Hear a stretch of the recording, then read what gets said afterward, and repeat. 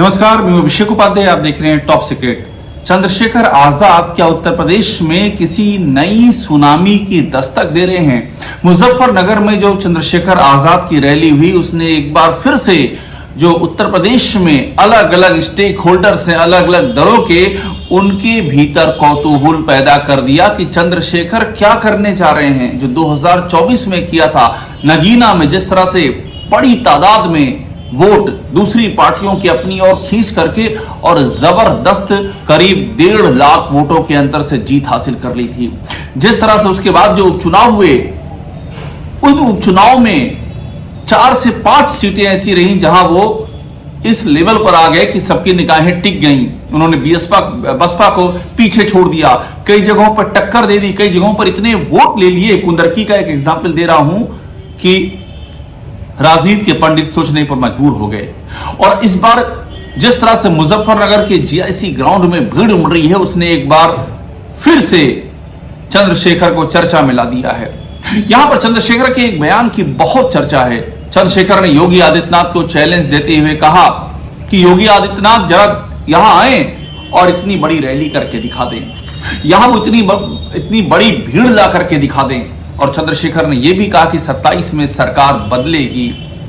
चंद्रशेखर ने पुलिस को निशाने पर लिया और यह कहा कि मेरी रैली में अव्यवस्था की जा रही है, मेरी रैली को टारगेट किया जा रहा है, यहां लोग आ ना पाए, यहां लोग इकट्ठा हो ना पाए, इसके लिए आप काम कर रहे हैं। तो कुल मिलाकर के ये जो रैली थी, ये बहुत ही आक्रामक रैली थी। और यहीं पर सवाल ये खड़ा हो रहा है कि चंद्रशेखर ऐसा क्या करने जा रहे हैं जो कि योगी आदित्यनाथ के लिए बड़ी मुसीबत का सबब बन सकता है।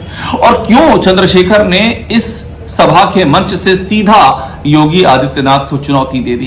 पहले सुनिए चंद्रशेखर ने कहा क्या, फिर मैं आपको बताता हूं कि इसके मायने क्या हैं।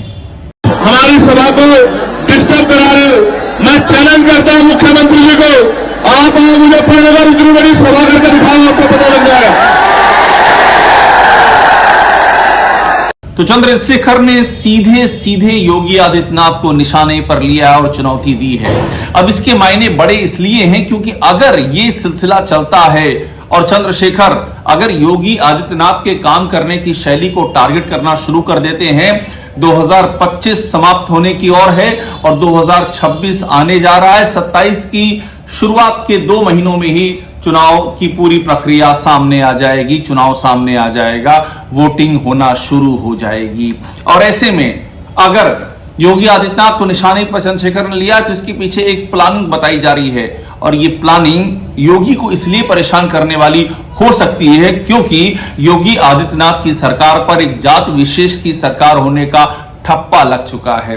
क्योंकि उत्तर प्रदेश में जो दलित अत्याचारों के मामले हैं वो एक के बाद दूसरे उभर करके सामने आ रहे हैं और उन पर सुनवाई ना होने का भी सीधा आरोप लग रहा है। यहां तक कि जो एनसीआरबी के डेटा हैं, यानी कि केंद्र सरकार, केंद्रीय गृह मंत्रालय के तहत काम करने वाली body national crime record bureau, उसकी डेटा में यूपी में दलित अत्याचार टॉप पर दिखाई दे रहा है।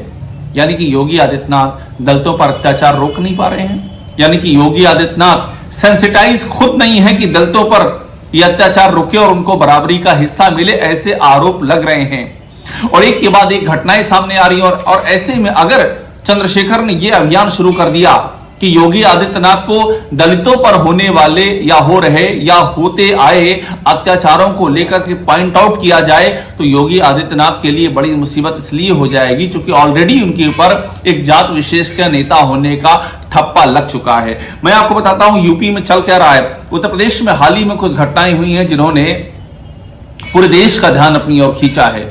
जिस तरह से रायबरेली में एक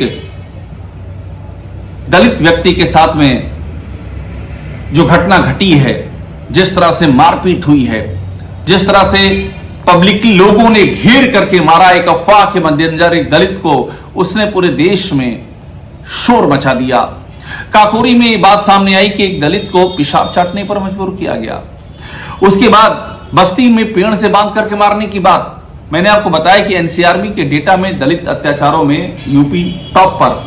और एक और घटना जिसका जिक्र बहुत जरूरी है, वो घटना है कानपुर की घटना कि कानपुर के दलित सीएमओ को किस तरह से वहां के डीएम जितेंद्र सिंह के साथ में जब तत्कालीन डीएम, तो जब जितेंद्र प्रताप सिंह के साथ वहां की दलित सीएमओ की आपस में भिड़ंत हो जाती है, तो योगी आदित्यनाथ उस सीएमओ के खिलाफ एक्शन ले लेते हैं। और वो भी जो मंत्रालय ब्रजेश पाठक का है, ब्रजेश पाठक को कार्रवाई करने का मौका दिए बगैर खुद से एक्शन लेते हैं और उस दलित सीएमओ को सस्पेंड कर देते हैं। वो दलित सीएमओ प्रेस कॉन्फ्रेंस करके कहता है कि मुझे प्रताड़ित किया जा रहा है, मैं दलित हूं, मेरे साथ में दुर्व्यवहार किया गया है, और ये यहां तक बताता है कि डीएम किस तरह से डीएम ने उसको पुश तक करने की कोशिश की सबके सामने, यहां तक बताता है। लेकिन योगी आदित्यनाथ ऐसा भी नहीं होता कि कोई ऐसी जांच खोल दे जिसमें कि दोनों पक्षों की जांच हो जाए, सीधा सीएमओ पर एक्शन हो जाता है। सीएमओ इलाहाबाद हाईकोर्ट चले जाते हैं और वहां से अपने पक्ष में निर्णय लेकर के आ जाते हैं। इसके बाद भी उनको ज्वाइन नहीं करने दिया जाता है, और उसके बाद जब वो ज्वाइन करने पहुंचते तो वहां पुलिस पहुंच जाती है, और फाइनली जब सीएमओ कंटेम्प्ट के लिए इलाहाबाद हाईकोर्ट की शरण में दोबारा जाते हैं, तब योगी आदित्यनाथ को समझ आता है कि ये तो ब्लंडर हो रहा है, और फिर सीएमओ को वहीं पर पोस्टिंग दे दी जाती है, और जिसको उनकी जगह लाया गया था उनको वापस भेज दिया जाता है। ये उत्तर प्रदेश में हो रहा है और ये बार बार हो रहा है। और ऐसे में सवाल वही है कि अगर चंद्रशेखर ने इनको मुहिम की तरह बना लिया, यानी कि एक के बाद दूसरी घटनाओं को उठाना, मौके पर पहुंच जाना, तो यूपी में क्या होगा, बीजेपी के लिए कितना बड़ा संकट का सबब होगा। क्योंकि बीजेपी की समस्या यही है कि योगी आदित्यनाथ के मुख्यमंत्री बनने के दौर में ये नीचे का पूरा उसका समीकरण, उसकी सोशल इंजीनियरिंग बिखर चुकी है। दलित, पिछड़े, आदिवासी, जिनको जोड़ करके उसने सरकार बनाई थी, वे अलग अलग हिस्सों में बिखर रहे हैं, और इसलिए बिखर रहे हैं क्योंकि सरकार के ऊपर बहुत ही गंभीर आरोप है कि सबको साथ लेकर के नहीं चल रही है, ये जात विशेष की सरकार बन चुकी है, और इसीलिए चंद्रशेखर यहां पर बहुत ही महत्वपूर्ण हो जाते हैं। इस बीच में कुछ ऐसी बातें भी रही, कुछ ऐसी समस्याएं भी रही कि चंद्रशेखर ऐसा लगा कि उतना मुखर नहीं रह गए, जिसमें रोहिणी घावरी वाला प्रकरण भी रहा। रोहिणी ने एक से बढ़कर एक गंभीर आरोप चंद्रशेखर पर लगाए, और वो एक बड़ा मसला रहा जिसके चलते ऐसी बात चर्चा में रही कि चंद्रशेखर ने पांव थोड़ा पीछे खींच लिए हैं। लेकिन मुजफ्फरनगर की रैली में जिस तरह से आक्रामक होकर के वो उभर करके आए हैं, उसने बहुत कुछ संकेत दे दिए, और वो भी तब संकेत दे दिए हैं जब बहन जी भी पूरी तरह से तैयारी में आ गई हैं। बहन जी ने 9 अक्टूबर की लखनऊ रैली के बाद अपने पूरे काडर को एकजुट कर दिया है, एक के बाद दूसरी मीटिंग्स ले रही हैं। 9 अक्टूबर की रैली के बाद 6 दिसंबर को नोएडा में रैली, लखनऊ से लेकर नोएडा और प्रदेश के अलग अलग हिस्सों में उन्होंने अपने बूथ को मजबूत करना, भाईचारा कमेटी, मुसलमानों को साथ जोड़ना, ये सारा कुछ शुरू कर दिया है।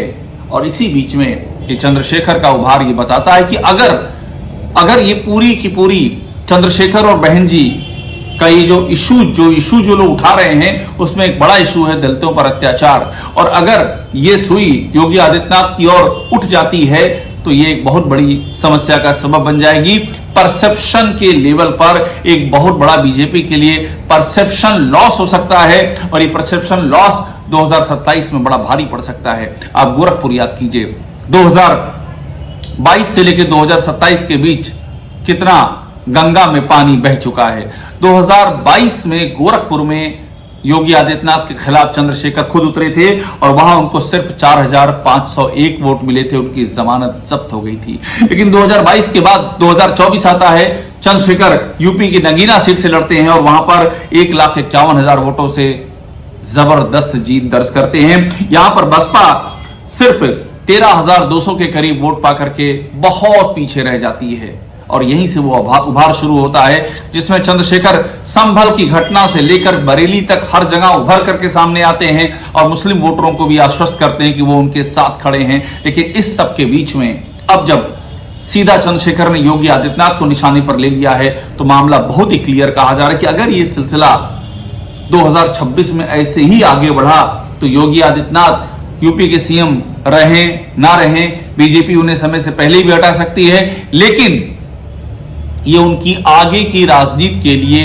एक बहुत बड़ी दीवार साबित होने जा रही, क्योंकि आप दलितों की अनदेखी का आरोप करके इस देश में राजनीति नहीं कर सकते हैं।